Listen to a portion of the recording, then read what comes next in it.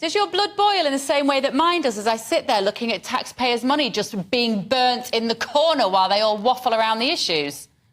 Yeah, well, they waffle around the issues and they ask the wrong questions. So I think we saw this yesterday. So yesterday there was a lady called Emma Reid. She was director of pandemic preparedness at DHSC. So, potentially a very important witness. And what was really obvious, and I only listened to about an hour and a half of it, it's all I could take, but what was very obvious is that there was a particular slant from Hugo Keith, the Inquiry KC, on the questioning. And that slant was, as it sounded actually from that short clip then, was beginning to be the case with Hancock, looking very narrowly at the plans and, that obviously examining what the plans were and what preparation had been put in place is very legitimate.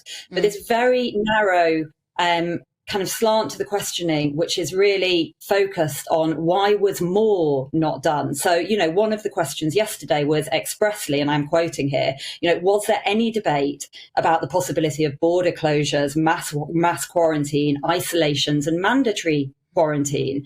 And actually, I think what many of us would say we've learned over the last 3 years is that each of those policies was to a greater or lesser extent a disaster. So we're not asking the right question, which is, were these interventions appropriate? Were they evidence-based? And what was the cost of them? And I've not yet heard one mention of that.